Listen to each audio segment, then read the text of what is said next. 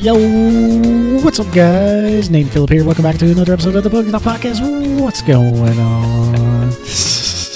Hey, how's it going? Hey, you got to celebrate the brand new year or the new season in a new way, right? Yeah, little hype.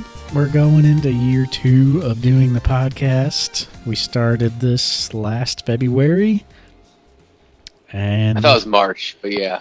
Well, I could have swore, yeah, but it's 27 episodes, so it's 54 weeks. So. Yeah, it was in the works at the end of February, and I think maybe we started like right at the end or at the beginning of March or something. Yeah, that's when we posted. You're probably right. But yeah, episode 27, we're going to talk about some reprints on this episode. Mm-hmm. Going to talk about actual reprints of old cards, like evolutions, for example. Are they good for the hobby? Is it an engaging experience? I think we already know the answer to evolution specifically. It was great for the hobby. It's really fun to open. Got a lot of people in, but there's a lot of downsides to doing that and repetitive nature of Pokemon when it comes to reprints that we'll talk about. And we're also going to talk about... I was just going to say we're going to talk about the reprints of actual cards, like to meet demand as well. But yeah, go ahead. Yeah, and I was just going to say, I don't think it can be overlooked about like the EX mechanic in the TCG being reused. Yeah. Yeah, card artwork has been reprinted. Card mechanics have been reprinted. Mm-hmm. Cards themselves have been reprinted. Like, there's a lot of talk still about Evolving Skies getting a reprint. So we're going to talk about all aspects of reprinting things in the Pokemon universe. But yeah, what's been happening? No, you went back to Yeti Gaming. Oh, yeah, I sure did, and I had a pretty great time. First off, I was worried about how long it would take, but it was pretty smooth, honestly. I think the conversation Vince and I had on Lorcana probably lasted longer than the actual evaluation. I was shocked at how quick it was, but, I should have expected. There was a decent amount of modern product in what I sold as bulk. I got that card I was mentioning. So cards that were just pretty much randomly just sitting in a box, I turned into a pretty cool card. Nice. So I really can't complain. The 2016 World Championships promo, just the normal one, not the staff or anything, but that's all I really needed, honestly. So I was pretty stoked to being able to turn into that. The cards I didn't even care for that I even had, they were just sitting collecting dust, pretty much. I turned that into a card I really, really like, so I'm pretty excited. And I thought it was an 8, but then I looked at it closer. I mean, that was going to be what I was going to get if the centering was good enough, regardless, honestly. Yeah. And I looked closer, and I saw what appeared to be, on the back of it, an indentation of the World 2016 tournament. Like the little stamp that they have on it, there was an indentation on the back. So my guess is somehow it was stacked with other cards behind another one, right? I mean, wouldn't that be how it would do it? Like somehow, yeah, maybe I think it was they like, came in blocks as well, like a stack, like a brick of them. That's somehow the weight, or like they were just laying there and they became imprinted with them because there's enough weight on it for that to be. Did he have? He had another copy, so I wonder if he had them both in a sleeve together, maybe. That too. That's something else I was considering too. Like, where did the damage occur? Or, for all we know, he bought it from the same person, and that's how they stored it. Yeah. For all we know. So it was a miss, but I was, what it's fine. Like, I don't really care. I was hoping for obviously an 8 to really have great value. But I'm okay having that card, honestly, long term. It's one of those cards that I wanted for my collection one way or another. And if it was something where if I could have made cash off it. If it was like a 9, then sure, let's do it. But it was also a card I was completely okay being in my collection. So really felt like it was a win-win situation. And whenever I brought up Lorcana, so basically how it happened was I got my number and I waited for me to be called, and I was like, hey, here's my cards once they call my number. It wasn't Vince. I was like, is Vince here too? I got something I'd like for him to see.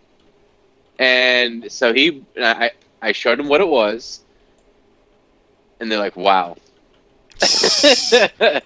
Who, Vince said that, or the guy was waiting on it?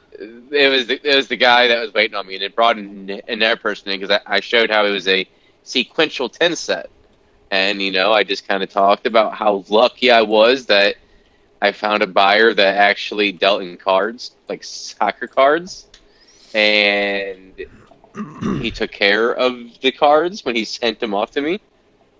And that somehow they all come out of sense, I told him how crazy that whole was, considering there was some people selling their stuff with -1 reviews. People were buying from folks with -1 reviews. It blows my mind. People were doing it $3,000.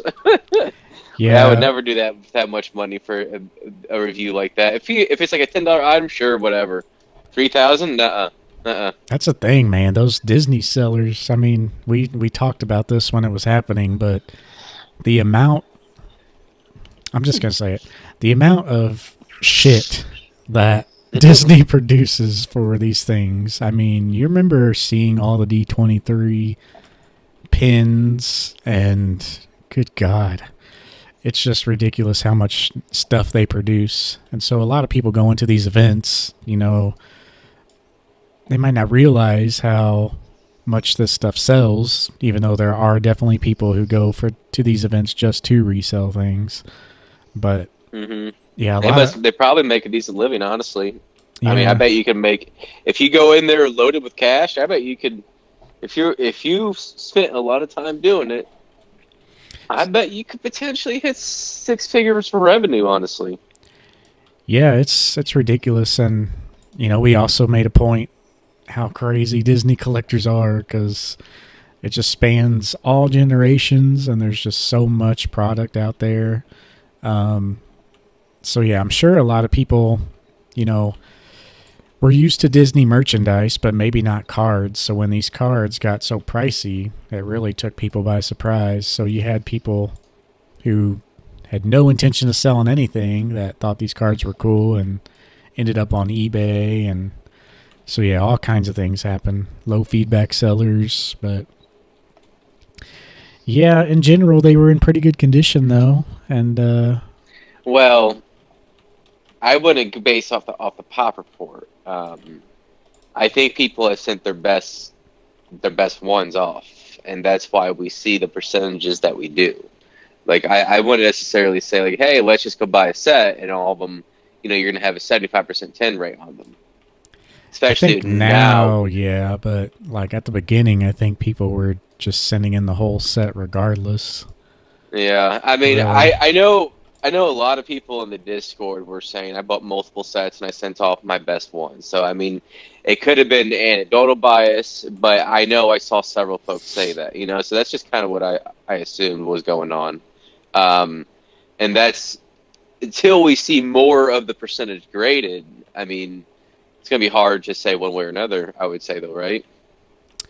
Yeah, maybe, but I mean, in general, like we're in a minority. Like people usually don't grade cards, but well, and that's another thing too. And I'm sure we'll talk about this more on a future Lorcana episode. But a lot of these folks had no idea what they were doing, right? I mean, they were clueless about TCG, and even some of the people talking in the Discord early on, watching as these sets were increasing in price. Like the first one sold for 500. We thought that's what it'd probably sell at, and then it started going to like 1,000, 2,000, 1,000, 2,000. And we're like, okay, do we buy? What do we do? But there was multiple people that spoke up that were at the D23 that were like, I don't really collect or do anything with cards, but I'm buying these sets, and they were able to obtain multiple, by my understanding.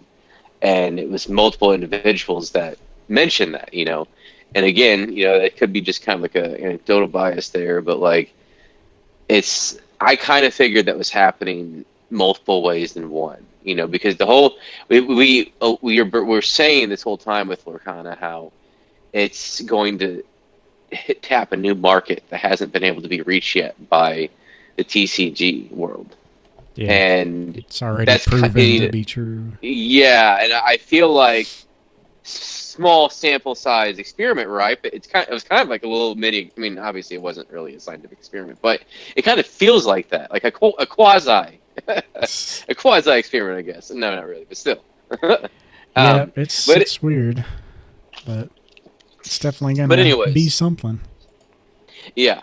Anyways, I had the cards bubble wrapped, and I had them in my hoodie jacket, or like the jacket I was wearing. I had it on the inside. There's like these pockets on the inside of it, and I basically just had my hand in my coat pocket, just on these cards the whole time. Like the moment I walked in, like my hand was on those cards the whole entire time. The only time I left those cards leave my touch was to show this, and I had them all lined up. And when he came through, when he finally came back from his office, he looked like a giddy schoolgirl. Honestly, is how he looked. He was stoked to see these cards, and he started going through them. He was like, "Where's Cruella? Where's Cruella? Where's Cruella?" I was like, "Oh." I think that's interesting how Disney has so much reach that the characters they chose for the D23 set is going to hit a demographic that's going to just be enamored, just love that character. Yeah. And there's a part of me, like, when we talk about the hypothetical valuations, that, like, maybe they could all reach 10K plus. But I was like, nah. I mean, a lot of people buying, like, people our age aren't probably going to be into, like, the Robin Hood or, I mean, well, obviously the Stitch, it's a bit like the Captain Hook, maybe not as much, like that's kind of what I figured, but there's enough other culture around these other characters that could create a crazy phenomenon. Yeah, That I think it's possible. I don't think I've always been below your ranges of like tens of thousands, but I'm optimistic. I think I think they could definitely be higher than they ever have been, for sure. Yeah. I was kind of really holding back, but it's like now I see, their products. They showed their products and all the marketing they're doing this far out from release. And the products look good. They got a whole line of them, starter decks and all. And I look at the communities, like the Discords and the subreddit. There's like tens of thousands of people interacting with this already, and there's only 900 copies of these cards. So yeah, that's not for everybody, but I mean the community's only going to grow, and yeah, it's going to be pretty nuts. But I don't want to talk too much more on it. But yeah, a lot of people wait on gameplay. But anyways, my whole point was the dollar amount really wasn't necessarily relevant. It was just the fact that some of these other cards could be equal to price what we think might be the Charizard, and which is the also. That's what I think. However, Vince thought it would be the Mickey. That was interesting. Yeah. I mean, I get it, but there's more of them. Yeah, like I said, I don't want to get into it too much, but yeah, I could see where he's coming from, and I could see that happening. Like Mickey is the poster boy. Yeah, there was a lot more of them. Probably 3x, if not more. But yeah, he's the poster boy. I mean, look at Charizard. That's a set card. And it was more popular than, like, even the Snap cards. Like, a first edition Charizard was more expensive than the Snap cards for a while. But yeah, he's the poster boy. it's the card everyone wants to see. It's on the box, but so is Elsa. So we'll see. Yeah. But Mickey's just a And timeless classic, going way back. So yeah. Anyways, we got to talking, and he's apparently about to make a YouTube channel. And I was like, hey, if we could come to a deal, I would love to. We kind of threw out a few percentages, and we are like, we'll just kind of see what happens. And, I talked about a few things like, hey, I would love to have some Disney Lorcana products if possible. And he was like, awesome, no problem. And we even mentioned the Avatar Last Airbender, the Y Schwartz. He's like, hey, I got to be able to buy from you because there's only one top rare. What is it like? Was it secret rare or like the god rare? Anyways, I think it's like a whichever it signature. is. Well, there's only like one potential of those in a case. So, and for some people, once they pull it, you don't know if you're getting those boxes where they know you have no chance of getting the top card. But I know with Vince and Yeti Gaming, I won't have to worry about that. So like, hey, can I buy some of those from you? He's like, absolutely. Like I'm stoked. I'm gonna keep on coming back there. It's become my LGS. I'm Plus, pretty happy. It's also like, you could probably make out better, like for him, because of course he loves giving you product, which, I personally probably want to do that, like get product in exchange for those cards, but I'm not doing. It would be like a box. yeah. Like it'd be a part of the store credit I would get as a part as the percentages, but it won't be like I'm not trying to buy a case. I'm just trying to buy a box or two to open just to experience it. Yeah. But no, the primary thing would be whatever the store credit would be like whatever big hitter he has that I'm interested in. He did have a few ponchos, which I think he sold. He mentioned he has a BGS 10 Mega Charizard poncho. Or a black label. If these get a couple K each, though, you're gonna have to buy. I'm not interested. You're gonna have to buy all his big hitters. Well, I'm not buying the black label. I don't need no black label for the Mega Charizard Poncho Pikachu.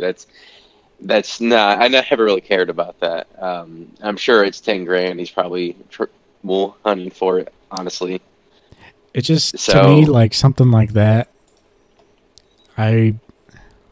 Which just from my experience, like I wouldn't do like a store deal per se, like even for credit, because then again, he has to have something you want, and if you just spread that out over the course of time, yeah, it's cool, you can buy a bunch of stuff, but the money is likely getting divvied up into lesser quality things. Well, the whole idea was I'd be getting at least 65 to 70% cash, which is what I would be getting after taxes and eBay fees. So and the whole idea was if he wants it, like, is he buying it store business wise or is he buying it for himself? Because if he's buying it for himself, like, I'd be trying to push it a little more. Oh, well, he said he freely acknowledged with the percentages that the most he can do, and that's 72%, and that's probably where I'm going to ask. Is 72%. It's going to be, and I'll try to get like 66 to 67% cash. So it's more cash than I would have received selling on my own, and I would get the store credit. So it's maximum value I'd be able to get anywhere, even on my own. Yeah. Unless somehow the only alternative would be I sell it at a Collecticon. So that's the only thing I was thinking, like in-person cash deal, which if the hype really gets that high, that'd no doubt be the way to go. Because someone would pay you like overpay, like 90% pretty much in person. But but then there's also a lot of cash on hand that you have to have, and that's not going to be any of those. That's going to be almost nobody. They would have to get a cashier's check on the weekend. Yeah. So. But anyway, we talked about it long enough. Yeah, sorry, we got carried away there. The only other thing was I finished up like all of my comic series I was looking after. I got a great deal at a place in St. Louis on comics. I got like $250 worth of comics, like $100, like $120, and I just splurged and I got everything else just last night. I'm like, screw it, whatever. I would go into detail more, but we've definitely gone on a little bit too much on this. But we Yeah. mentioned the Collecticon. That's something else to discuss.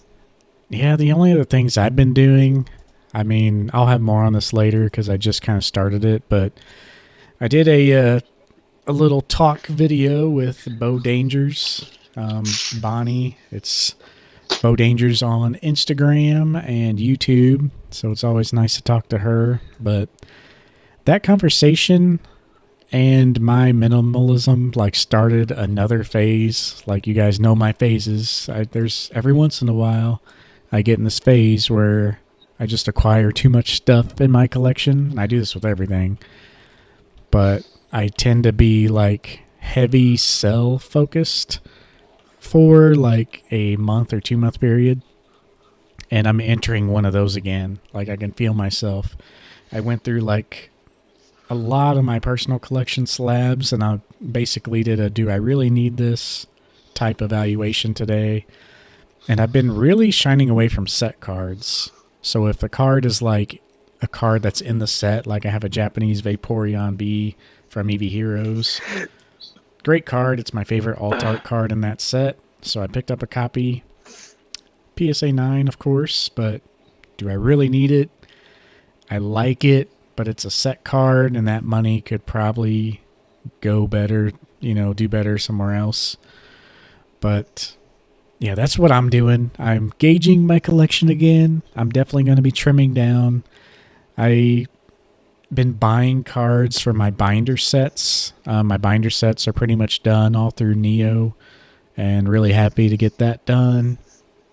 And yeah, that's pretty much it. I'll have an update and lots of cards for sale within the next couple weeks for sure. But still going to keep the money mostly in Pokemon. Another thing that I've been getting on a kick in is like personal finance again. So I go through those phases too. So I'm probably going to invest some of that, kind of max out some accounts for the year before April comes around, because that's a deadline, and then I'll put the rest into like a bigger card, which I really like doing. I really like taking like a stack of cards, selling them all, and then putting all that money into like one big card, kind of like I did with Mario. But so yeah, I'll give you guys an update on that. But yeah, we mentioned Collecticon. Collecticon Orlando is happening pretty much just wrapping up if you're listening to this when we release. So it's happening this weekend. It's the first one. First Collecticon of the year.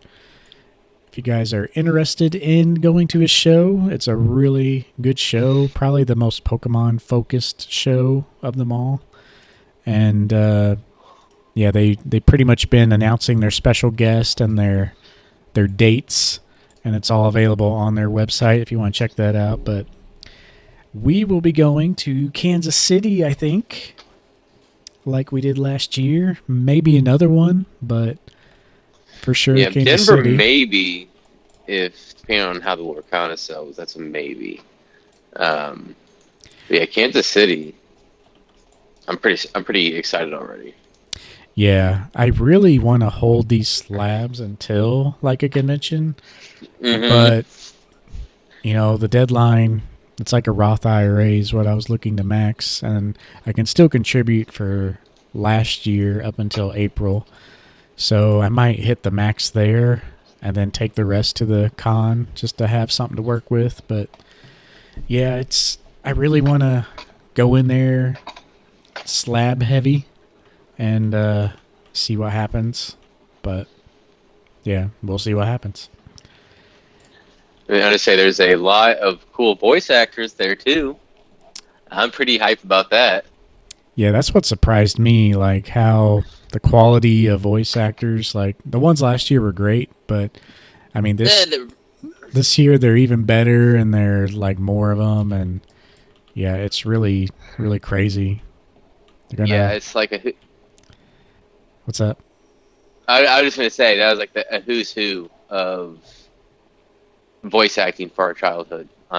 Honestly, it's like everybody. It's voice of Goku, voice of Naruto, voice of Ash, voice of Yugi, voice of Kaiba, voice of Ichigo, voice of Mario, Yeah, Mario is gonna um, be there. voice of Deku from My Hero Academy. I mean, it's and then there's even more than that. Like, and that's just who they have confirmed so far. So Chun that's going to be Li. several hundred. Oh yeah, Chumley. Yeah, it's going to be several $100s just in autographs. But I'm glad I decided to look now because now I can acquire items in preparation. Yeah, Oh yeah, Veronica Taylor, the original voice of Ash. yeah, the original. Sarah Nanchini. I think that's how you say her name. She did the like modern Ash, but Veronica Taylor doing the OG Ash from like back in the day. She's gonna be there. So really cool to have her. And yeah, it's gonna be pretty special for sure. Yeah, I might just get all the signatures on Sunday, or just see how I feel because most people are going to be getting everything Saturday. I So was if I go on both thinking, days, like if we did the VIP thing, it probably it's cheaper. It's cheaper this year. yeah, and well that might be good to get in line. Like if they're doing signatures for VIP, Oh, I like see what you're saying. it might be Yeah. because those lines are long Saturday, and I don't want to risk them like not being there Sunday or ending early. But there's only a That couple means that we're I gonna. want though. I could get down to 4 if I really had to.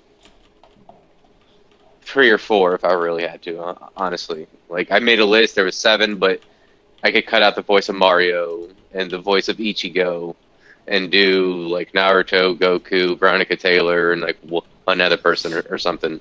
But yeah, it's more than 2 though for me. Yeah, I just don't know what I'd want them to sign. Like, obviously, Mario Pikachu is the grail for Martinet. I think that's his last name. Might be totally hacking Mm. that. But yeah, I have a PSA 9. I don't know if I want to crack that out or not. But yeah, it's challenging. Last year, everybody I met, I had sign a blank hollow card. So I don't know if I'll continue that tradition now or what, but yeah, should be pretty fun. I want to go in there slab heavy for the selling, but I don't know Hmm. if I'll be buying much. Especially if I clear things out. I mean, I essentially want my graded collection to be really focused on my Grail cards, just a small stack of Grails, and maybe increasing the condition of my first ed Charizard. I think I'd like to work myself up to an 8, but could do that now, but I'd have to sell a lot of stuff. I have my Gold Star collection, my entire Gold Star set I need to grade still.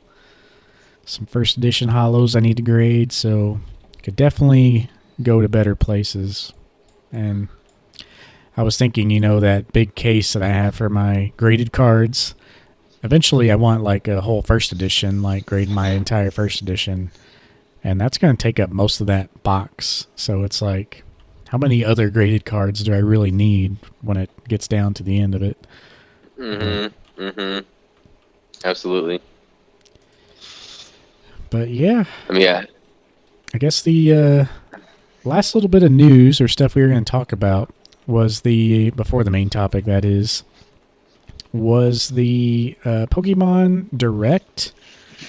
So they had an announcement where they talked about some upcoming games for 2023. Within that announcement, they had the Game Boy revealed that was coming to I still call it Virtual Console, but it's the expansion pass. So if you pay for the Nintendo Switch expansion pass, you can get access to like the virtual Game Boy or N64. And they have a lot of classic games on there that you can play totally free if you are paying for the pass. And if any game supports multiplayer, you can play that online, which is really awesome. And so, yeah, they announced that the Game Boy Color and the Game Boy Advance were coming to that online service. So they already have titles up there. Some of them do support online play already. They did say that the Pokemon trading card game for the Game Boy was coming, but it is not out yet. So usually how it happens is they release like one title or two titles every month. That's what they've been doing with the other systems. And yeah, if you're into the old Nintendo systems, I think it's a must. Like, it's definitely the way to play, and can't wait for that. But getting to the point, there is a Pokemon Day Direct, which is coming up next week for Pokemon Day. It's usually where they hold all the Pokemon announcements, and a lot of people were wondering, well, is Red and Blue and Yellow coming to the Game Boy as well? We didn't see anything about them, so I imagine we'll see them at Pokemon Day. And the reveal for that kind of gave some OG Pokemon Game Boy vibes as well. So Yeah, it's got to have something. There's some sort of connection to that. That's obviously, like, they're not making a mistake by just, oh, we're just going to throw some Charizard, but no, they throw in that Charizard. Something. They got something brewing. yeah, and I was talking to you before this. It totally makes sense. So the only way to like play the OG games and get the Pokemon transferred up as of now was to play on the 3DS, and you had to have bought them on the store and then transfer them to bank and then transfer them to home and all that. Well, after that, they're pretty much discontinuing the support for the 3DS store. And I think that's coming up next month. So with that, it's like perfect timing. People aren't going to have access to these games anymore. People are going to have no way to transfer Pokemon up. And then with the timing of the Game Boy coming out, with the timing of the store going down, it just makes sense that they release these games and that you're going to be able to transfer them up. So, yeah, it's going to be really cool. And if it's anything like the other games, you're going to be able to play and battle and trade online. So I could literally battle you with my red or blue team, just like you could with the link cable back in the day. And yeah, it's going to be pretty sick. So that's why people are pretty excited for this. Mm-hmm.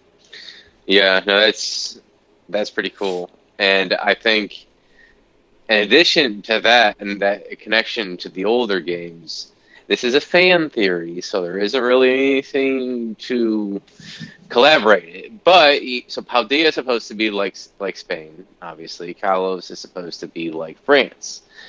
There's some thought that maybe a DLC for Scarlet and Violet will allow you to somehow explore in Kalos. Maybe not necessarily like, oh, we're going to go through the whole like storyline or be able to face the gym leaders necessarily, but just be able to explore it. And ultimately, this is where me might become biased at. But what if it allows them to remedy the terrorization process and allow Megas again? Like, you can go to Kalos and you can now Mega Evolve. Maybe. Yeah. Maybe. That would be pretty cool. Right? It would be pretty love cool. The Megas. The Megas is the best sort of evolution technique that they've done, I think. And I think they can really, really give a lot of Pokemon new life and being able to give more Pokemon a Mega Evolution. Or even if you had, like, they need to make it a new Pokemon, like a new evolution that just doesn't last forever. Because, I mean, level 3 evolutions usually happen for most Pokemon around level 30. Mm-hmm. So it's kind of like, well, you got a lot farther to go there. But, yeah, who knows? It just, to me, that I don't know why they wouldn't make that their own game, but yeah, any DLC will be just as popular. Well, you could argue maybe that was, if they go that route, maybe that was their intention of going that way. And, who knows? Because if Pokemon did have a game which connected but didn't necessarily allow you to like play the whole game specifically, like if, let's say like it didn't allow you to play the Kanto region, the Johto region, but just allowed you to do like maybe certain badges or something like that, but not necessarily the obviously like replay the whole game, because they still are going to want people to play those older games. Essentially, is what I'm getting at. Yeah. And but make it to where it's obviously it's where you can get the full breadth and enjoyment from that region. And we've talked about this before, but how amazing of a game it'd be. It'll probably be like the best all time, honestly, because it'd be an epic. Is what it would be, an absolute epic of a game. Yeah. They need to like get a proper development team. Like I don't know if you've seen the Hogwarts Legacy game that came out, but Yeah, I mean that just shows you what you could do with the franchise. Like Pokemon fans are dying for something like that. Like what they could do with the Pokemon universe and like just connecting all the gens or having all the gens as DLC. Even if you made a new region like a default area and then have the DLC start with Kanto, then Johto, then the next one. Like you can make an MMO like experience. That would be really awesome. And you could still release new games aside from that. Just make that like the hub for like Pokemon battling and then release new games each year just like you normally would, focused on like story. So I don't know, they could just do it so much better. It's like they're just doing, which a lot of it is they just put the development of these games into other people, specifically Game Freak, who I think could step up their game a little bit. But yeah, they just know it sells no matter what, and it'd just be really awesome if they just made something crazy like that. Well, you say that about making potentially like other games, and imagine if they announce. Could you see them announcing a Legends Kanto or like a Legends Mew? Not yet. I could see them. Like I think we're due for like a Let's Go type game. Mm-hmm, like I could see like Let's Go Johto type game before the other ones. So I think that's like next on the list. But yeah, people really liked Legends Arceus, and that kind of opened the door. I mean, everything they do outside of the norm like has gotten good reception. Like the Diamond and Pearl remakes, they were exact remakes, but little different art style, and it was great. Like for just pure remakes, those were amazing games. And yeah, they just, no matter what they do, it's going to do well. I just wish they could make a better product. But like a Zelda quality game. Yeah. Or just, it would be something. Yeah, just make the story better, which I understand is designed for kids, but I mean, you can make like a Legends game where the story is like way more in depth and a little more advanced than normal, because that's kind of, open world MMO. But I don't know, I just want more, and it's just so slow waiting for it to get here, but if it ever will, I don't know. Yeah, I feel like there's got to be a change at some point. Oh, maybe we should start trying. Like, I don't know what it would take. The games a were major getting, bomb. Yeah, the games were getting better, like in the old school days. Like the story in Black and White was like the best ever, and so much so that's why they made Black and White 2. They just continued the story, and then ever since then, it's like they've became focused on open world, which is great and all, but they totally put the story and stuff like that on the back burner. Because, right after that, especially when he got into X and Y, they started having open world cities. Then they started having open world small maps. And Sword and Shield had open world areas. And then now here we are in Scarlet and Violet with completely open world. So really good progression, but it's like, all right, now we're here. Let's make something awesome. But anyway, that pretty much talked quite a while there for the intro and the news. That's Yeah. pretty much all we had. But yeah, like I said, we're going to be getting into the reprint talk. We'll try to keep this down to an hour or so because, I mean, we touched on this a little before, but yeah, we're going to cover why it's good, why it's bad, why sets need reprints, why they don't. And yeah, let's hop on in. All right. So yeah, reprint sets. So I guess we're first going to talk about, the actual sets that are reprint focused, like evolutions and stuff like that, celebrations, that are more geared to be like a special product. And then we'll talk about, the reusing of reprints and certain mechanics, like the EX is coming back. And then we'll touch on reprinting of modern product, not reprints themselves, but like Evolving Skies and like those type of reprints. So yeah, I guess it all started with base set 2, right? Yes, it did. Base set, obviously it was a phenomenon, right? The thing that started it all started Pokemon as we know it. Now we're basically 30 years later, more or less, and it's kind of interesting taking a stroll down memory lane with these sets. It really always is, honestly. It's just it being so popular. Technically, wasn't base set 2 like the 5th reprint, technically? Yeah, there was.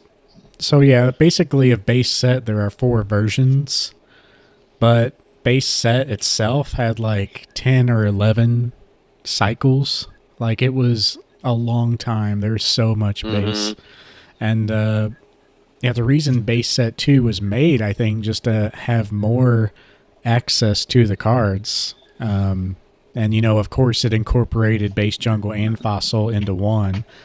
And so it was kind of seen more of like the playable side of it. But yeah, it is. They are totally different cards. They totally changed the holo pattern. They went to the galaxy foil for this set. So it is not the classic OG holo. It is the galaxy foil that we've come to love from the gym sets onward in the WotC era. So they do look really nice. They look really clean and pop, but they have the dreaded little base set 2 symbol on the right side. So that, when I think of symbols today, like the celebrations Pikachu symbol, like I just hate that on the card. I hate the placement. I hate how big it is. Base set 2 was the same way for the longest time. Like, oh, it's just a base set 2 Charizard.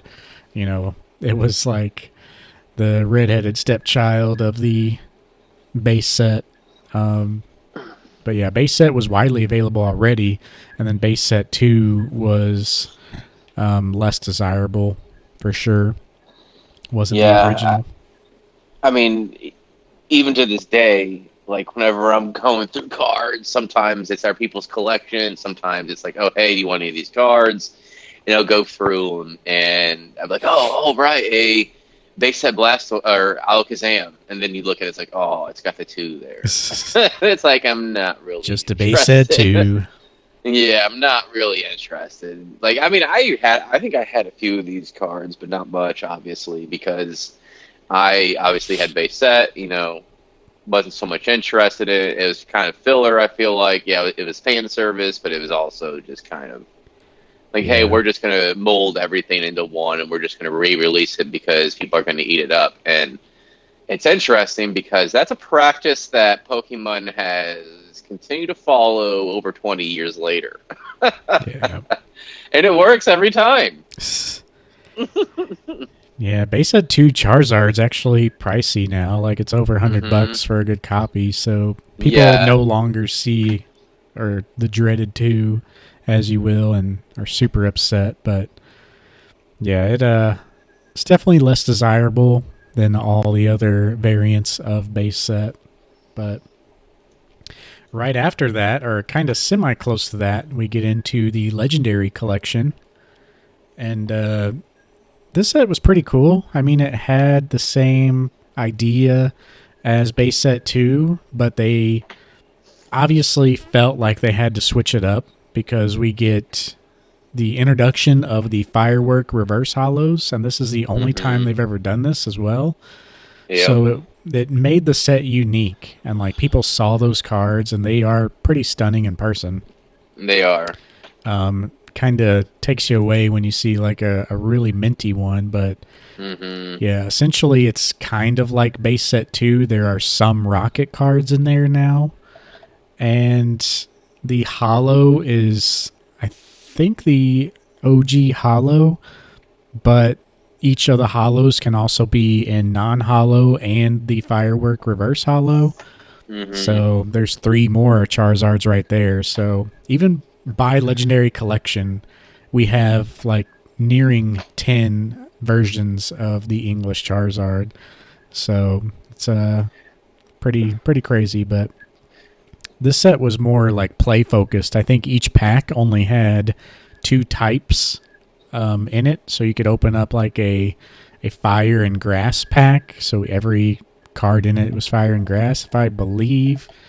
There's something weird with that. Maybe it's like one certain type, but yeah, it's weird how they were set up like that. But yeah, interesting set. These are less and less are being seen pop up. So these are more desirable than base set 2. Especially the reverse hollows, which are very beautiful. They get pretty pricey. I was going to say I actually have a Dark Dragonite Reverse Hollow that I'm selling for a friend. It is near mint. The only downfall is there is some scratches, but there's no indentions from it being in a 3-ring binder. But to fully appreciate these cards, you really do need to see them in person. I know there is a sizable portion of the collecting community which don't really care for this set, and I understand where they're coming from.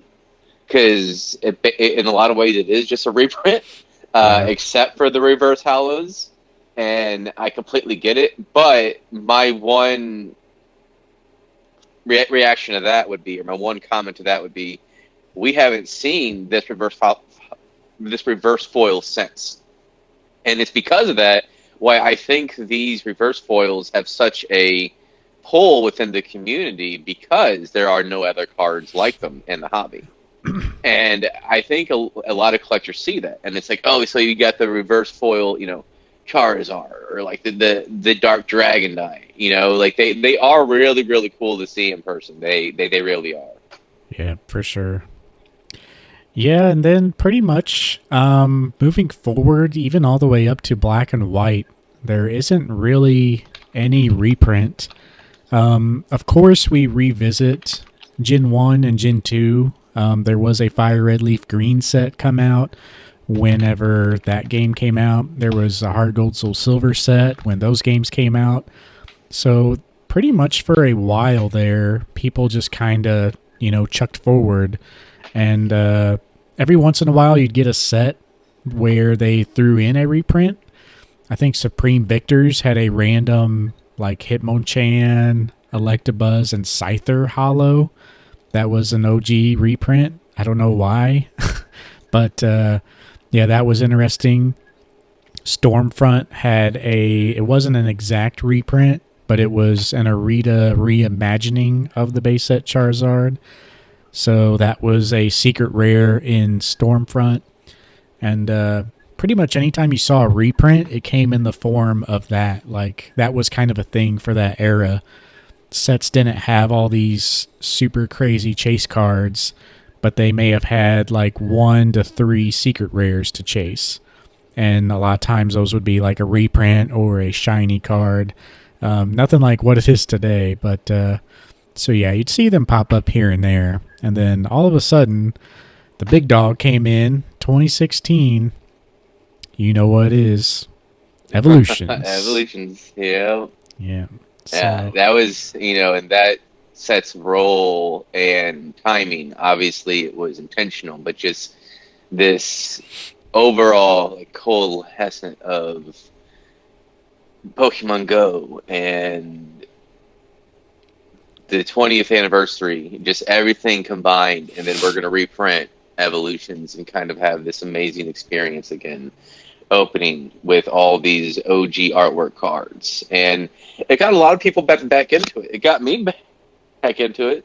Yep. You know, it works. It works. It really does. And I know sometimes it's frustrating for a lot of people that once you're like well in the hobby, it can be frustrating because it's like, oh, here we go, another reprint.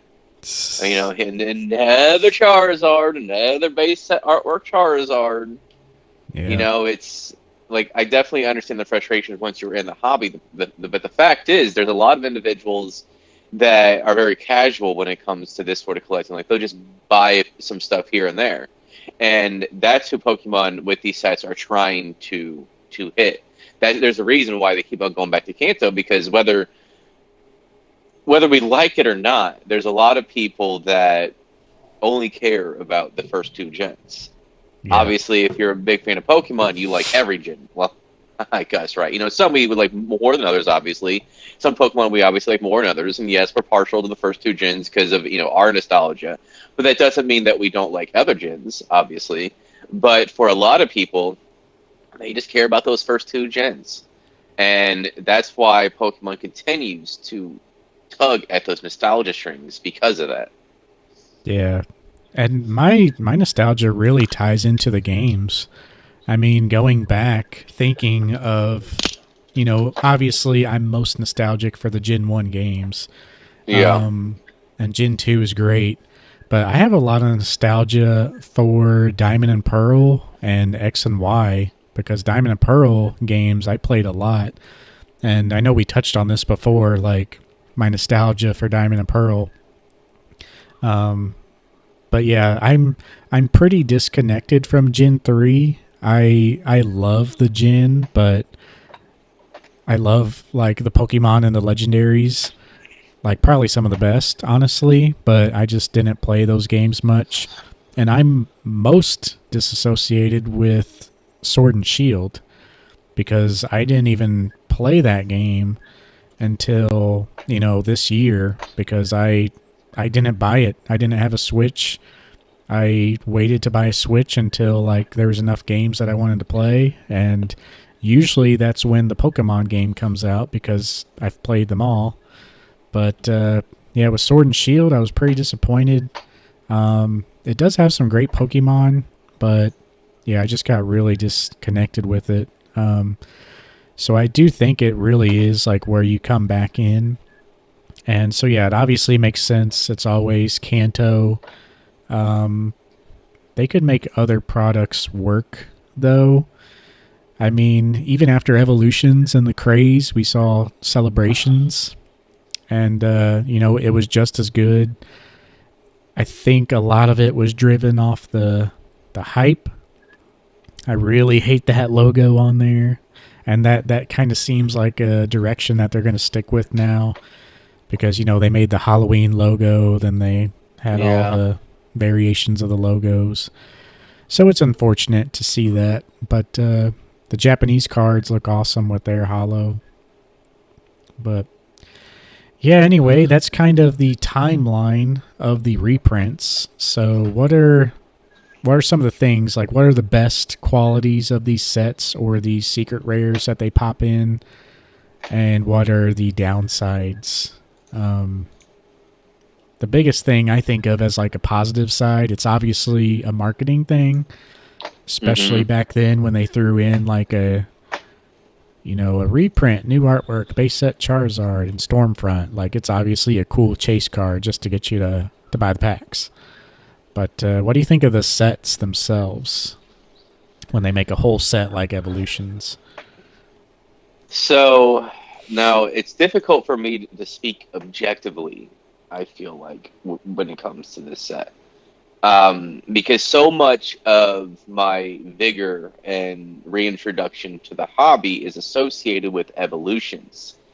And while I understand there really isn't any value, you know, you can talk about like how an Evolution's booster box is $700, and the most expensive card is like a $70 base set Charizard, you know, and sometimes it doesn't have to be rare for you to enjoy something. And this was one of those things where obviously I was naive when opening. You know, we've spoken about that.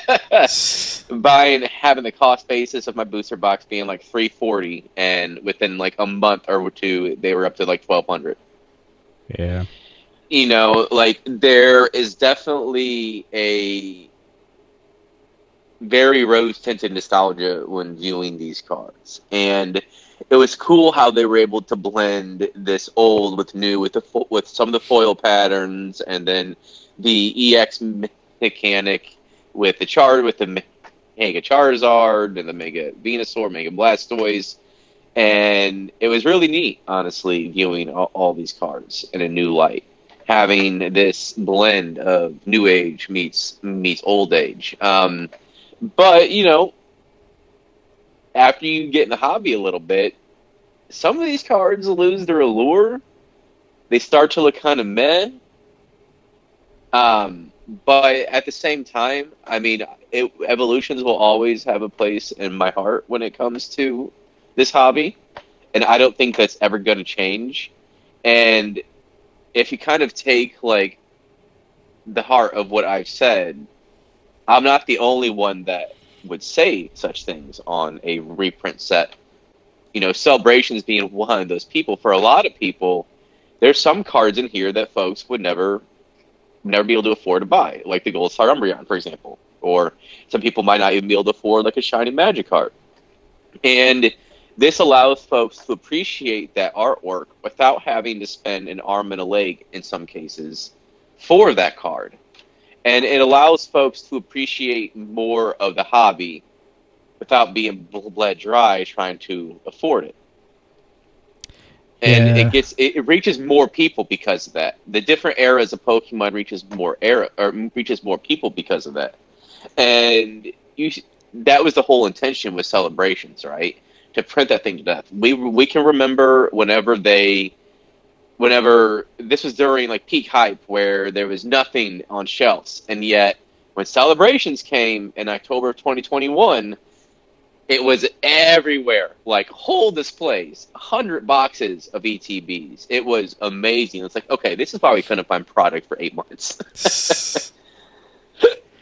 Yeah. But I mean, it's yeah, it was nice to see for sure the amount there. so Evolutions, while it wasn't the first one though, just to kind of go back and wrap up. Like we like obviously like they had little cards reprinted with Stormfront with the OG artwork, and they had other secret rares here and there, base set 2, blah blah blah. But Evolutions was, I feel like, the first one since like Legendary Collection where they really went all out on this reprint and this eclectic of old meets new, and we're going to repackage it and sell it and have it be as a set. And they did it pretty well, I feel like. I really do with Evolutions. And I know a lot of people in the hobby hate Evolutions, and they hate just another reprint set. But whether we like it or not, I mean, this is what brings a lot of people to the hobby. And that's why it's not leaving, because of that. Yeah, it was great, and it did a really good job, again, with the games. Like, X and Y was the set, or the game that was out for that set. And, of course, with that game came Mega Evolutions. And so, yeah, it was a really great mechanic. People loved the mechanic. But another thing it did, you know, it gave Mega Evolutions to classic Pokemon. So, like, Charizard, Blastoise, Venusaur, they could all be, you know, Mega Evolved. So you get to make a set which is perfect. You know, you can have a reprint set which has a base set Charizard in it, and then you can also throw in a Mega Charizard in that same set. So it was kind of a 2-for-1 punch, and it was a really great set, how they did it. Really great timing. and all that business. But yeah, they did a really good job with that for sure. Yeah, it was starting to wane in Pokemon Go. It was starting to wane a little bit by then. By September, a lot of people were already. If you weren't a hardcore player, you were basically gone or a casual by like September, October. That's how it was in this community. I know you were pretty much gone by October, and they were still able. It was obviously still able to capitalize on the hype, right? That the vigor that people had towards Pokemon. There's a lot of YouTubers. There's a lot of individuals that you see today that came back around this time frame, like between 2015, 2016, and that's not a coincidence. And I think we can all appreciate a lot of those people that did come back during that time frame. And I think it's a very integral part of describing the history of this hobby and the culture surrounding it. I don't think it can. In a lot of ways, I don't think you can really talk about how important Pokemon has become to a lot of individuals and a lot of people in our age group without mentioning evolutions in 2016. I think it plays a key role. I mean, it's played a key role in the market. Obviously, things were at the time were at like the all-time high for a lot of prices, and we've obviously seen even crazier prices since then, and new lows and all that. But at the same time, I mean, you could say the beginning of modern Pokemon in a lot of ways begins with 2016. Yep. That's kind of how I see it, anyways. But again, I might be a little biased in how I was reintroduced to this hobby, but that's just my opinion on it. So yeah, like the biggest downside I see of sets like this is pretty much stems from, well, if they reprint another Charizard, like Celebrations Charizard, like that's going to decrease the value of the base Charizard because, more people have access to it. And in a way, it's kind of true, and I see where people are coming from with that. But it's like, people, say for instance, someone really wants a base set Charizard. One day they might save up enough to buy it, but instead they just buy the reprint Charizard instead because they don't really care. And that takes away someone who, like in the future, they may have bought that. But, I mean, that's true, but I've come to find that most people who really want, like, a certain card, they'll eventually get it anyway, whether they buy both or they sell the reprint and sell other cards.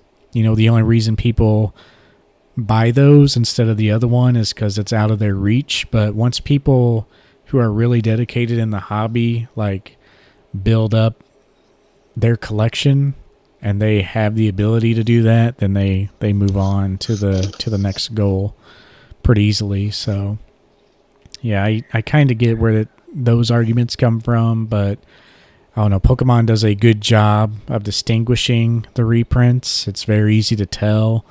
It's not like, some Yu-Gi-Oh reprints, you're literally looking for the spacing in one word on the card. Like, it's really weird. But, yeah, thankfully, we don't have to worry about that too much with Pokemon. There's always a symbol or a set number or a different type of holo that sets them apart. But. Well, I do think so. Evolutions, I think, was great in its context, and I think even celebrations with it being the 25th anniversary and the peak of the hobby, a lot of ways in terms of popularity and overall people involved, and I think that one worked pretty well too. You and I were kind of meh towards celebrations. I mean, we liked the Japanese ones a lot more. But that was kind of at least that was my reaction to it, where I was like, meh. Yeah. But clearly a lot of people that came back in the hobby, they saw celebrations a lot of ways, like how I saw evolutions. So I can't exactly fault individuals for being hyped with this set and appreciating this set because they had vigor towards this set and towards this hobby. So I really can't fault folks for that. Now, where we can potentially get into a problematic issue is if they keep on harping on these strings here.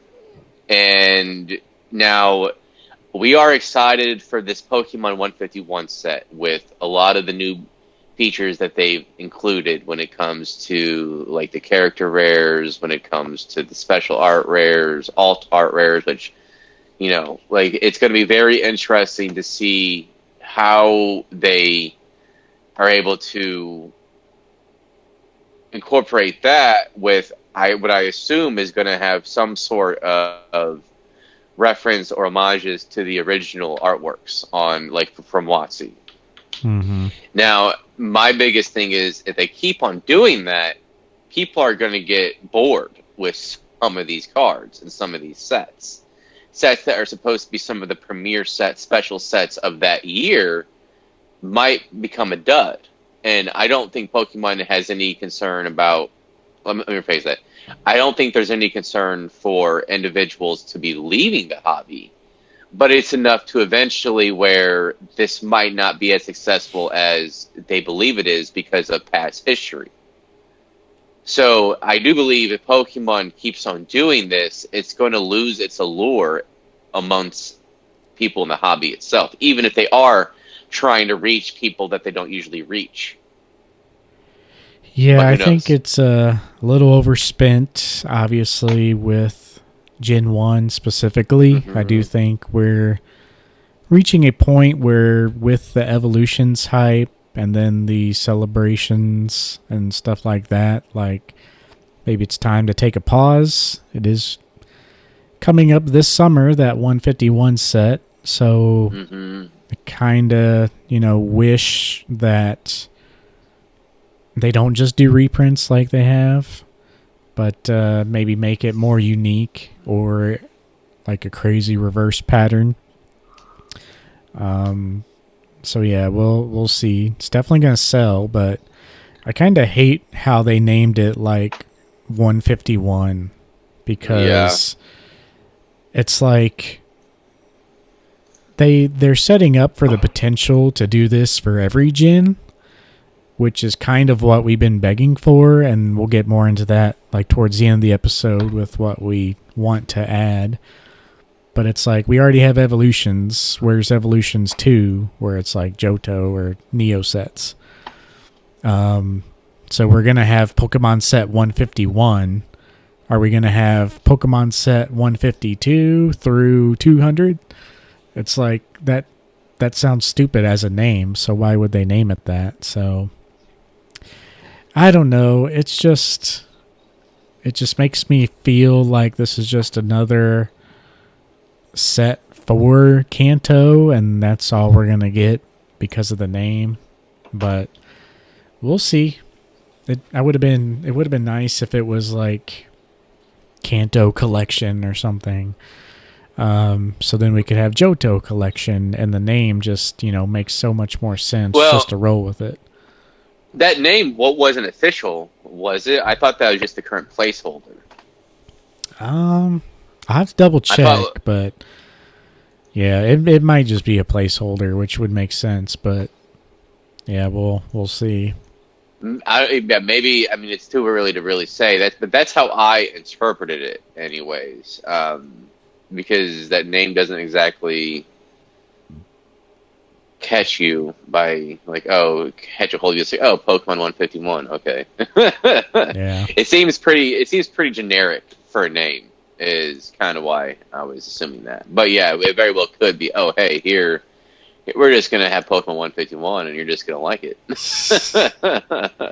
I mean, it could make sense for a Japanese set, like they've kind of done that before. Mm-hmm. And that 151 is why people got excited in the first place, because that makes you think Gen 1. But yeah, we'll see. I'm sure we'll be talking about it a lot this summer, so stay tuned for that one. But so yeah, that's pretty much it for the like actual reprints of the artwork. Like we said, it it's mostly there to bring people back in or to chase certain cards. So it's obviously a good thing for the Pokemon Company. It would be nice. Like, can you imagine if they reprinted the Neo Umbreon and Neo Espeon in the same manner? Like, yeah, they probably have that in their back pocket. Overall, just gets people to buy more things, and collectors love them. I have part of my graded collection is a small Charizard collection because anytime one pops up cheap, like I like to pick up a copy because you can never go wrong with them, I think. So yeah, I have an Evolutions Charizard. I have, the Japanese variant. I have the 20th anniversary Charizard Holo. So yeah, it makes sense for collectors as well. Even me, who doesn't really care about set cards anymore. But yeah, not many downsides, unless you're just hoping for Johto reprints, and you're like, oh my god, Kanto again. But yeah, it would be nice to have other iconic cards within the hobby, and even like the WotC era be reprinted to the same regard and extent. Okay, maybe not to the same extent that base set Charizard is, because I do believe they do reprint it ad nauseum at this point. And I've mentioned before how, just like, oh, we're just going to feature a Charizard in this set and it's going to sell. And it just seems kind of lazy, though, doesn't it? Like, yeah. oh, we're just going to have reprint Charizard and people are going to eat it up and it's going to sell. I feel like it makes to where Pokemon doesn't require innovation with some of their sets, because especially the special sets, because of they just know it'll sell. Like, there's some other examples of this within the Pokemon community is with Pokemon GO. They will have countless Kanto events, or an event featuring a lot of Kanto and Johto Pokemon, because they know people will be playing it, and they'll buy raid passes, for like the legendary birds, Mewtwo. It's just like, here we go, old reliable, and it sells.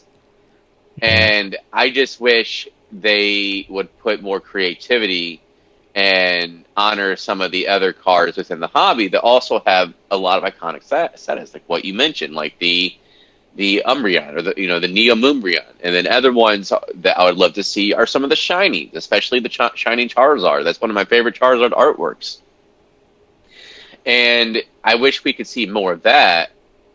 Unless they're just like, okay, here's base set again.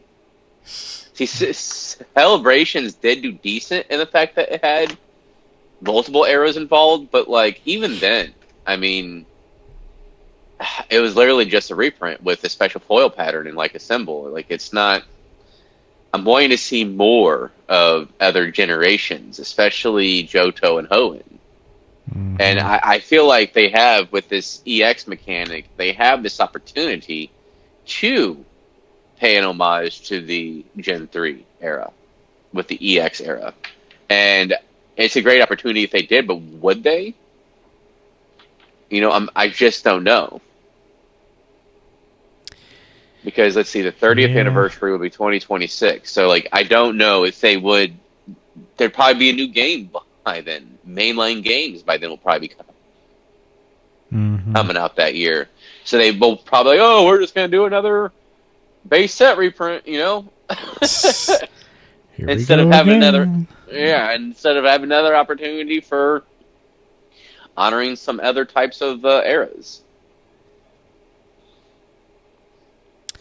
Yeah, it's frustrating sometimes, but there's not, the positives are obvious, and there's not enough downsides to change. So, yeah, we can just hope that even better products come out, or a more variety of things, and I just stick with that. But yeah, absolutely. When it's all said and done, just collect the originals. Like, who cares about reprints? Just don't buy them. Just collect the originals.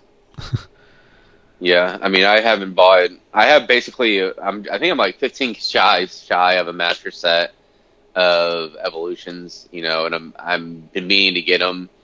And the Japanese celebrations do have some incredible foil patterns, um, but that isn't really high on my list to collect, Yeah. to be honest. Even like the base set trio, I'm just kind of meh. Yeah. Yeah, I even bought the Japanese version of the Charizard, Blastoise, and Venusaur, but with what I talked about at the beginning of the episode, having like this feeling of just wanting to get rid of things, I'm only keeping the Charizard, and I'm only keeping that because other people like it so much. It's kind of dumb to like not keep it, I guess, but yeah. Hopefully we'll see more. Well, I say what makes those cool is just the foil pattern. It's kind of another unique foil pattern, right? Yeah, Like for it's not sure. as cool as like the legendary collection, but its foil pattern is very unique, and I think that's a part of the allure is the unique foil pattern. And the 25th anniversary symbol looks very sleek on it. Meanwhile, with the Pikachu symbol, it just looks kind of cheap and manufactured. Yeah. Well, guess let's hop into the like certain mechanics. So like this year, obviously Scarlet and Violet, we're seeing the return of the EX, and this is the OG EX from like Uh Gen huh. 3 cards. So this is the first time they've really recycled a game mechanic. Sure, they've added and taken things away and brought things back, but as far as the mechanics go, they've never revisited anything except for EX. And the first time they revisited it in like the, kind of right after or during Black and White, when they had, I think it was Next Destinies. That set was really big because that's when they brought back the EX. But the mechanics were a little different, and it was successful either way. And then now we're going back to the EX again, and this is not even that EX, but the original EX from Gen 3 sets. So the possibilities now are kind of blown wide open. The unfortunately we have the Terrastalize in the Scarlet and Violet games. I think that although it's a good mechanic, like mechanically, visually, that is just atrocious. And I think that was probably why they went with the EXs again. I don't think people would really like the design of those on Pokemon cards, and that's just kind of my opinion because I dislike the design so much. But if that's the reason or not, it opens up the possibilities now of them being able to reprint or recycle, any aspect of cards. So they could bring back Rainbow Rares. People loved Rainbow Rares so much that they'll bring them back. But yeah, who knows? I They could bring back anything. well, I'm hoping this is what because they also had an EX era for the Megas, and I mentioned earlier how awesome it would be if they had a DLC where you could like play in like the Kalos region, and this I feel like gives them that opportunity if they wanted to take that path. Will they? I don't know, but it would be incredible to see mega arts or mega evolutions with these like art rares that they have. I think that would be pretty cool, and it would allow them to. They'll still make these like the Gyarados EX with like the terracization hat that is as big as the Gyarados itself Yeah. on like the card. Um, so these cards are like cool looking. They kind of have like that Hidden Fates foil pattern in some ways, but I mean they do look kind of ridiculous. They do. It just doesn't look right. So I could see them still printing those. Like these could be like the rainbow cards of this gen, and then they could have the mega aspects with like the character rares and really kind of have like the best of both worlds. And will they go that route? I really don't know. I'm leaning towards no, but I think we can both attest that it'd be amazing if they were able to feature more megas, because there's a lot of Pokemon that could have a megas, mainly every single starter, and they only have a few of the starters, like Gens 1, Gen 3. It'd be amazing if they could do Gen 2. I mean, just every single starter should have a mega evolution, including Pikachu. And will they? I really don't know. But they could even go further with with other legendaries that have been introduced. I mean, there's just so many things. They can honor every era with this. They could incorporate so much amazing artwork with this. It's just, I don't know if they will go that route. I just feel like they're still caught up in like, let's market for what sells and what we know what sells, rather than create ingenuity and take risk, which they could if they wanted to, but they seemed hesitant. They seemed like, okay, old reliable, let's go ahead and go that route. Yeah, it's definitely what they're doing for the games. Like I mentioned, it's like the innovation could be so much better, and like we could get really amazing games, but they know it's going to sell anyway. They're just trying to make something a little nice that's functional, and yeah, it's just frustrating. But well, it would take more money to make is the whole idea. So it's like, let's keep this current budget, and let's do it like this, which is the old way we've been doing things. Whereas if you tried innovation, you'd have to probably somehow incorporate more people or a variety of people that can write a better story, something that they haven't gone that far to be able to do.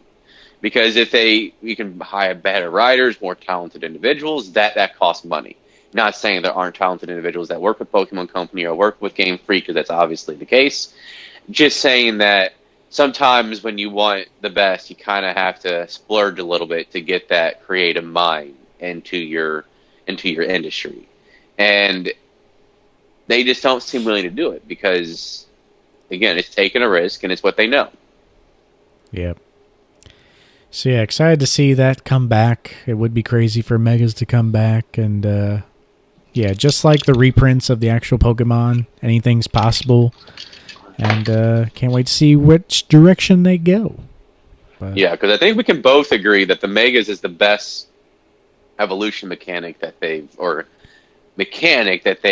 created. I mean, it's just incredible. It gives you new, like a god tier Pokemon, like a Blastoise with like a straight cannon on his back. yeah, for sure. So, it was the best, and that's the games I played the most. XY, like I really got into competitive Pokemon again. And, that did trickle over some, but nothing like X and Y. I was into it with Diamond and Pearl, and then, yeah, Megas came, and a lot of people just really took off with that. And it was so much fun. But, yeah, hopefully we can revisit some of those things. And this is the first time we've really seen a disconnect of, like, the games and the cards, like the Terrestrialize being in the games and the EXs being in the cards. Like, it shows you that they're trying to figure things out and willing to change things. But yeah, the visual appeal of the Terrestrialize is, like I said, just not doing it for me. And so thankfully they kept it off some of the cards. But I think the Terrestrialize Pokemon and the TCG will become like the V cards, like not that really desirable. But yeah, we'll see. Yeah. With that said, though, what do you think?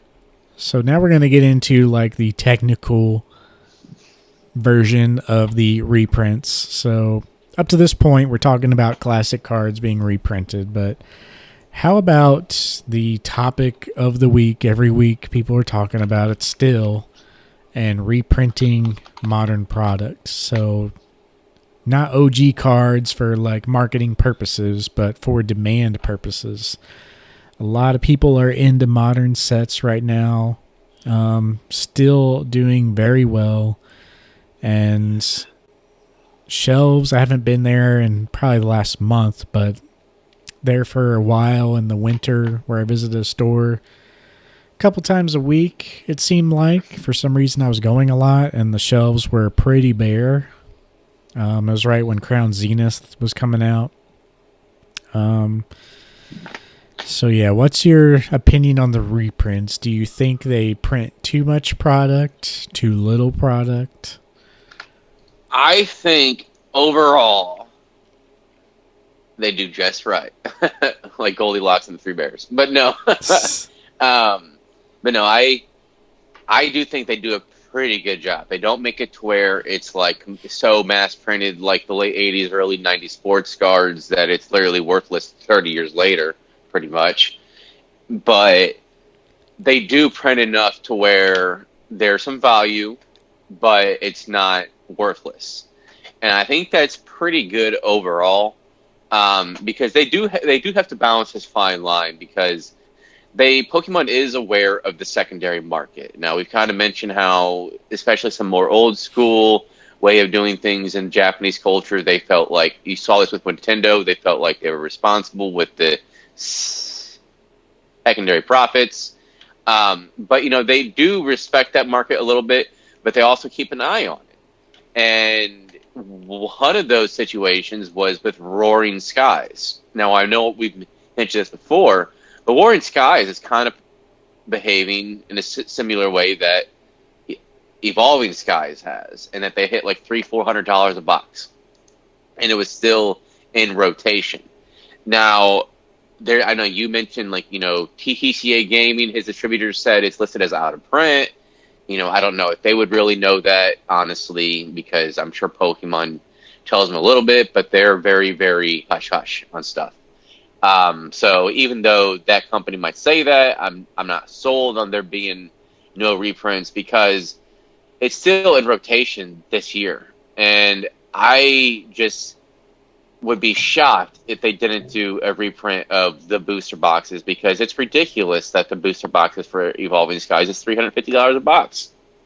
Yeah. And like you look on TCG Player, there's like, someone bought one at $360, $355, $345. I mean, it just seems to the point where like this isn't 3 years from now. This is still when the set's in print. And I feel like Pokemon almost has to do something about this because now is it FOMO? Is it hype? It's probably a little bit of column A, little column B, a little bit of the actual scarcity of some of the boxes. But like this just kind of reminds me a little bit of Evolutions in a way. How there's so many booster boxes out in circulation, yet it still somehow hit $1,300 a box. And now it's like $600 a box.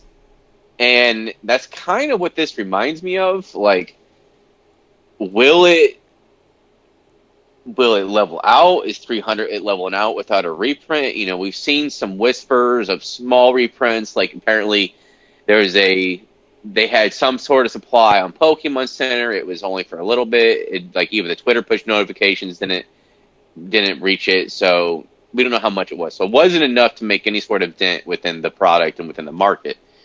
But I would just be shocked if we don't see anything from this set because Pokemon ultimately cares about its base, its player base, its consumer base.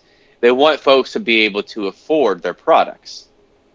And I know booster boxes aren't like sold in like big box stores, but it's still how a lot of people purchase their items because until they hit the new price that they're going to have for the upcoming year, it's still the best bang for your buck in terms of buying packs.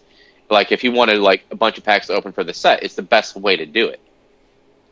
And I hope they're aware of that and that they do something about this market price because it just doesn't make sense to me. It really doesn't, especially when you know how many sealed boxes there are.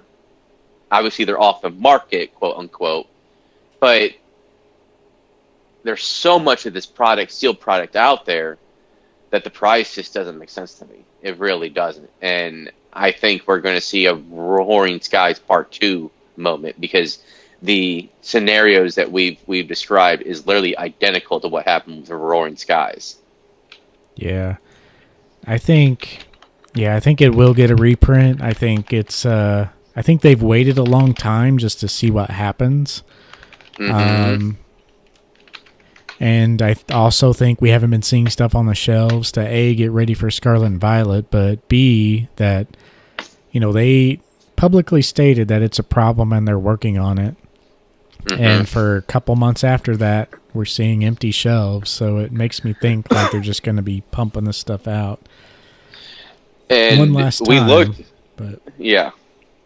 Well, so we also saw that there is there's kind of a lull between sets in a way, right? Like obviously you got Crown Zenith, but the next one isn't until the end of March, so we're like 5-6 weeks away before the next set, and I just have to wonder if obviously that wasn't necessarily by design because they have that marketed out, but you have to wonder how much is going towards other sets as we enter the regional championships of the Pokemon TCG. You have to wonder if they're preparing for a massive dump before the spring. yeah, for sure. I think they're going to be doing a dump, and who knows what all sets will be included, but yeah, there'll be a dump for sure. But and TCA's distributor only had that because it was, they could have been listing that like they don't have any right now, so it's kind of hard to tell. But yeah, it was kind of weird. But yeah, Well, let me see something. Oh yeah, go ahead. I was just gonna see what else we could mention for it, but I mean, yeah, people been talking about it for a while with the reprints, and yeah, there's not really much else to kind of touch on, I guess. Well, What I were you was looking up? curious. I was looking to see what the Umbreon, the Altar Secret Rare, was hitting. I mean, I know it's it's. came down a little bit, I feel like, but not I much. mean, yeah. I mean, it's still $500. Easy. One of them, listen, that's near mint. But even because this is still a playable card, so I mean, even moderately played, it's $400. Yeah. So I just feel like you take a look at it, and that's what Pokemon is really looking at. Not even necessarily the price of booster boxes, but they're looking at some of the price of some of their alt arts, and they're like, okay, this is getting a little much. Our players, like, we don't want a situation like with Magic where like it's $2,000 to have a decent deck, and you got to make a new deck like 3 times a year. It also runs the risk of, alt arts being more common in the future, because I think the reason we have this is because of the rarity of the alt art. We've never really seen a rarity like truly this rare. And of course, collectors love it. And, one out of a 1,000 packs rumored to be. I mean, that's pretty crazy for Yeah. a modern product. But when you think about it, 36 packs of booster box, that's a lot of booster boxes. So I think it Mm-hmm. makes sense for Pokemon to go that route to appeal to collectors and normal players. But I think the drawback of that they may not have realized is like people want to buy a box and open that card. So that's why we're seeing the boxes go up. So in a Mm-hmm. way, it makes their products more expensive for longer, which I don't think they'll like. So I anticipate, maybe in the future the chase cards being more common. Maybe they leave them the same and don't care, but I think that might be a side effect that they really didn't anticipate. The reason that box is so expensive is because the Umbreon, and if you are paying that for the box, I mean, you're not likely to get it. and it No. is, very hard to pull, and people are really disappointed.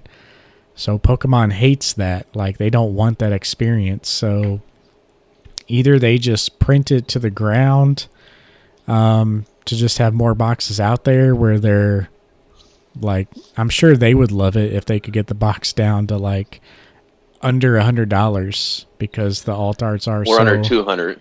Yeah. yeah. It'll be tough, Well, but I mean, I'm sure they want it as accessible as possible. But that's the risk they run with the alt arts being so rare. And I think that's why they've made the special art rares to be so accessible, like basically the equivalent of rarity of a V. So like 1 in 3, 1 in 4 packs. So it feels like although you might not be hitting the chase card, like the V, for Crown Tina's case, like the VMAX gold rares, you're getting a lot of value because you might get upwards of 10 of these in one booster boxes. And they're cool. They're amazing. They're gorgeous.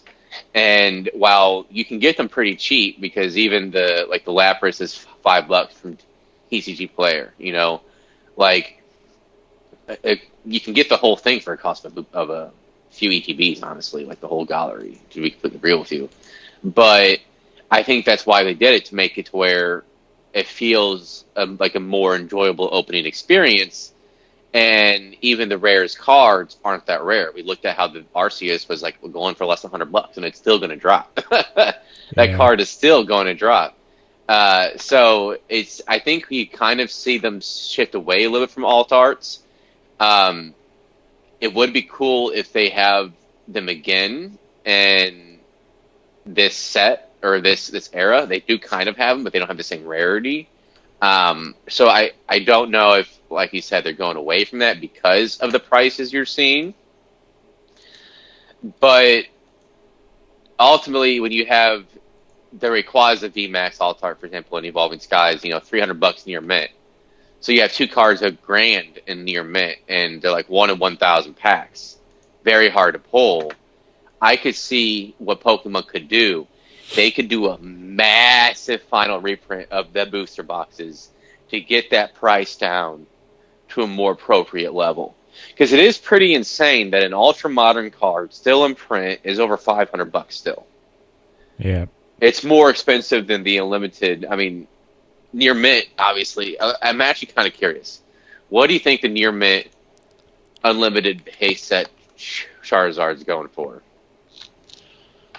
I'd say 300 to 400.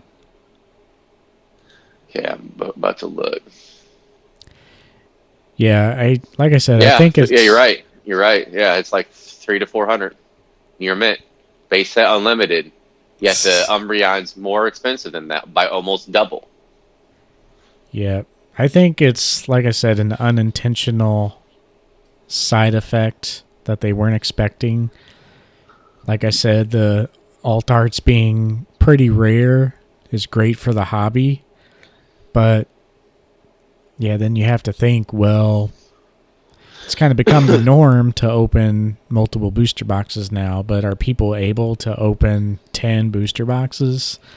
Really kind of takes away from the hobby in a way. So I think they'll make them more common in the future with the SARs, the special art rares. But yeah, I think it was unintentional. If it is intentional, then they're going to just simply ramp up their production of booster boxes, just sell more boxes, because it'll be good for them and it'll be good for everyone else, because it should keep the boxes low. But, I mean, what else do we see from that? We see the prices of these special arts, like you just said, just get obliterated because they're so common. So it's like nothing is worth it.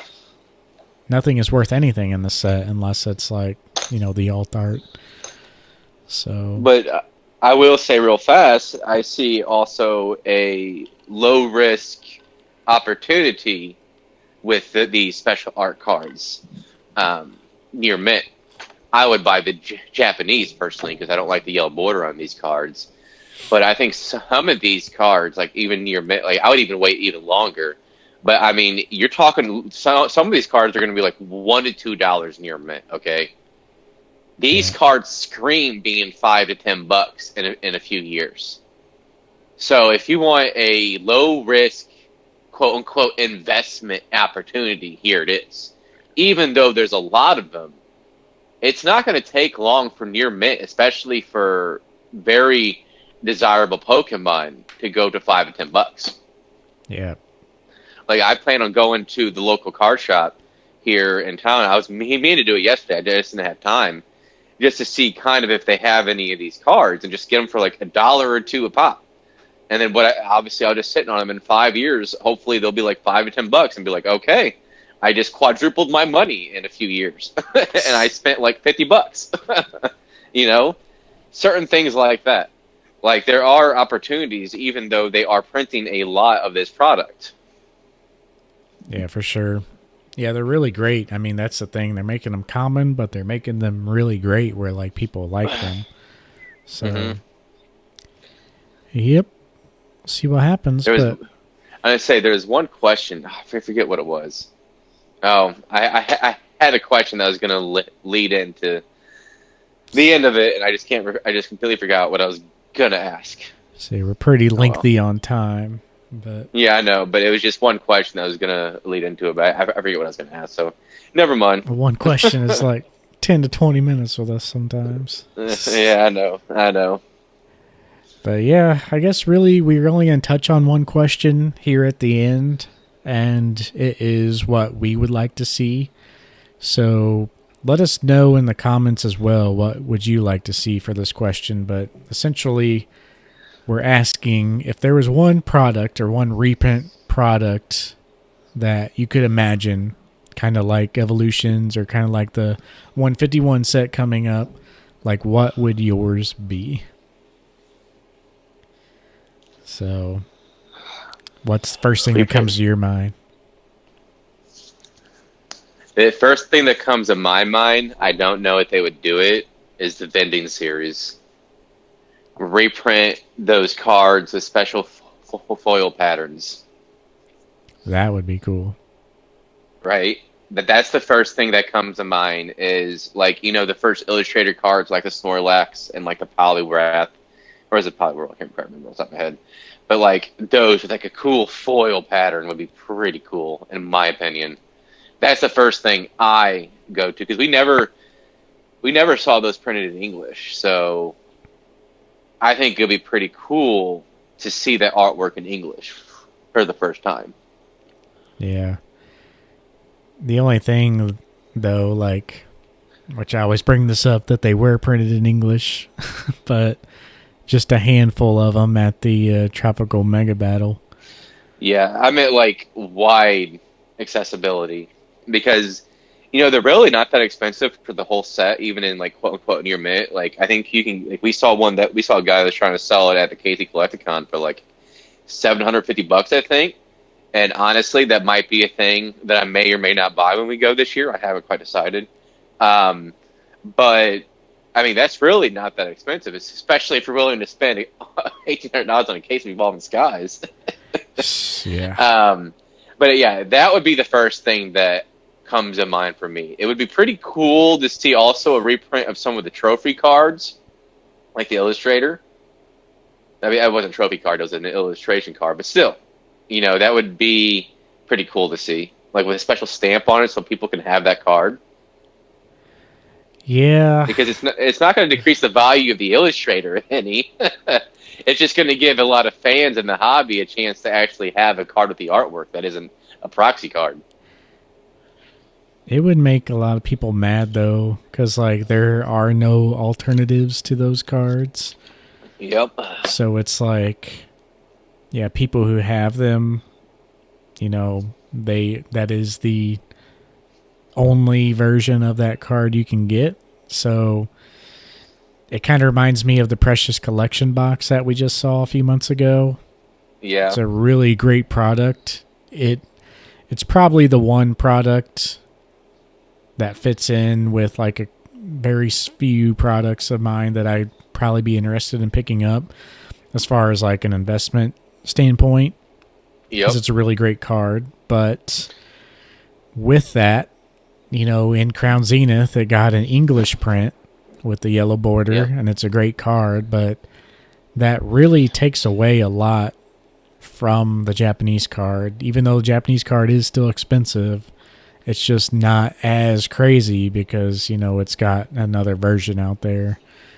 So people will be I pretty don't know. mad with like something like that happens, but 41 people will be very upset. I mean, I get it, but like I said, it's the collectors that have the money that will buy that card. Or it's not going to change their mind on that card. You're going to give more people the accessibility to have such cards, and I think that's pretty cool. I don't know if they will, because while they do reprint, obviously base set, they haven't really done anything for things beyond base set, even like earlier styles and artworks, before base set. So it's very unlikely that if we ever see something like that, it would probably be for an anniversary set, is my guess. yeah. But that's what I would like to see. What about you, though? Um, I would like to see. Like, I like the idea of 151 set. I just wish we could do it for each gen. Like, like, Absolutely. like, go through all the gens. Make a product where like there's like 9 different booster packs, and each booster pack is like a generation. Yeah. But that would be like totally insane if it was like the first ever printing of the artwork of the Pokemon, and the set was like 1,000 cards, and whatever booster pack, like you could have a Kanto pack, Johto pack, and a holo in every pack, and then the holo was one of the OG holo cards of their very first printing. Like that would be like a dream product, even though they would have to like just pretty much print that into the ground like 2x more than they have anything else. That would be really cool to see. Like I said, I love the idea of Pokemon 151. I just wish that could be carried to other things. But yeah, I like reprints in that sense. But yeah, just with many others, just getting old. Change it up a little bit. Well, yeah, I feel like Gens 2 and 3 with Johto and Hoenn are old enough now to have something like that. I think we spent a lot of time in the past year or two celebrating Gen 4, so I think we kind of need to take a break from that just a little bit. But I think what better way to do that than looking further beyond and looking at Gens 2 and 3. It's just, who knows? I feel like we're going to see the 30th anniversary having a reprint from multiple eras before we're going to see something like that. That's just kind of how I feel the trends that we're going towards, unfortunately, anyways. Yeah. All right. Well, that pretty much does it for the episode. Not sure where we're at on time, but we're getting up there. But Yeah. yeah, just wanted to say thank y'all for watching and sticking with us for this year. We'll be going at it, just as we always have. I know we get repetitive sometimes, but it's just nice to sit down and talk the hobby and get engaged with it. So We're excited for what the next year brings, for sure, within the hobby, with us, with everything. So yep. we're glad you're still with us, and we hope you continue to stay with us into year 2 and beyond, and we just hope you still enjoy it. All right, and we'll see you in the next one, y'all. Peace out. Peace out, everybody.